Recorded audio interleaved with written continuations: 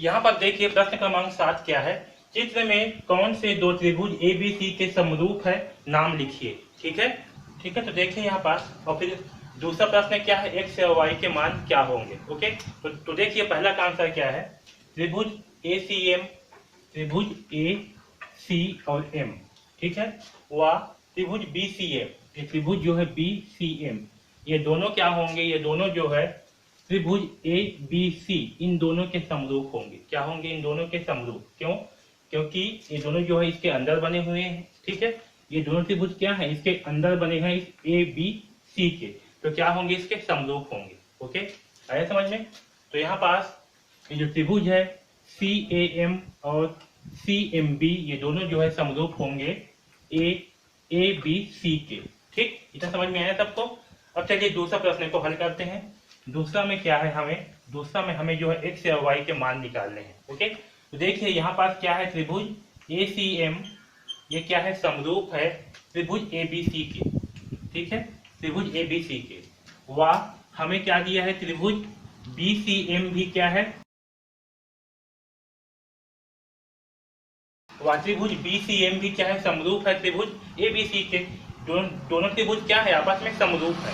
Okay, यहाँ पर से जो ए सी एम है, ये क्या है, समरूप है ए बी सी का। ओके, और बी सी एम है, ये भी क्या है, समरूप है ए सी एम का, सॉरी ए बी सी का। ठीक है, तो यहाँ पर देखिए दोनों क्या है, ए बी सी के समरूप है। इसका मतलब क्या हुआ कि जो त्रिभुज ए सी एम है वो क्या होंगे, समरूप होंगे त्रिभुज बी सी एम के भी।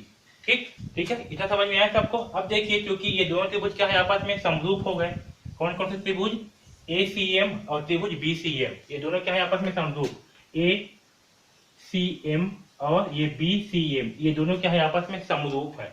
इसका मतलब क्या होगा कि जो ए सी का मान है, ठीक है, ये जो ए सी का मान है ये किसके बराबर होगा, आपका बी सी के।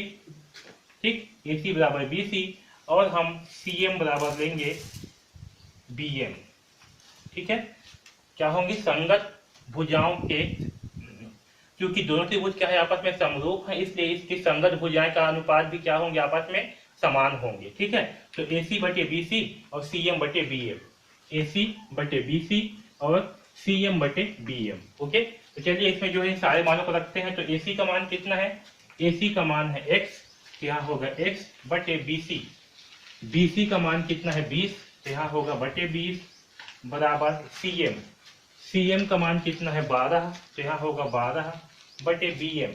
बी एम का मान कितना है 16, तो यहाँ होगा 16। ओके, अब देखिए 20 को इस तरफ जो है पक्षांतर कर देंगे, तो एक्स का मान क्या होगा, 12 इंटू 20 बटे 16। ठीक है, अब देखिए 12 इंटू 20 का मान कितना होगा, तो 12 इंटू 20 का मान होगा 12 दूनी 24, तो ये हो जाएगा 240 बटे 16। ठीक है, तो चलिए 240 को जो है 16 से भाग करते हैं।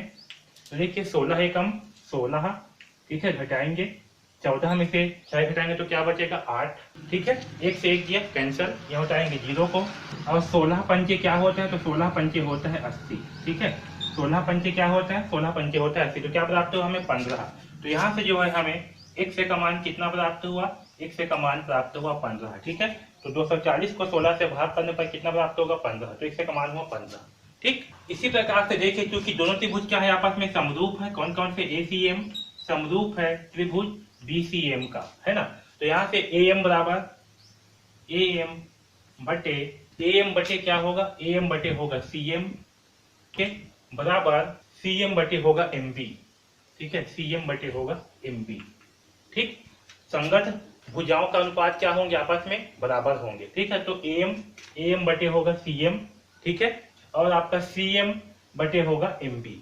ठीक है, तो यहाँ पर जो है इनके मानों को रखते हैं। तो ए एम का मान क्या है, ए एम का मान है वाई, तो होगा वाई। सी एम का मान कितना है 12, तो यहाँ होगा 12 बराबर सी एम का मान क्या है 12, और एम बी का मान क्या है 16। ओके, इसे हल करते हैं। तो यहाँ देखिए 12 को जो है जब यहाँ करेंगे पक्षांतर, तो क्या होगा, यहाँ होगा 12 इंटू 12 बटे 16। ठीक है, तो यहाँ से हमें y का मान क्या प्राप्त होगा, y का मान प्राप्त होगा 12 12 होता है 144, तो होगा 144 बटे 16।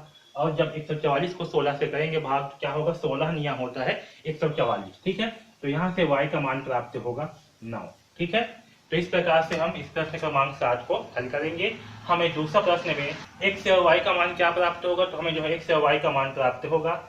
x का मान प्राप्त होगा 15 और y का मान प्राप्त होगा 9। ठीक है, तो इस प्रकार से हम इस प्रश्न क्रमांक 7 को हल करेंगे। ओके।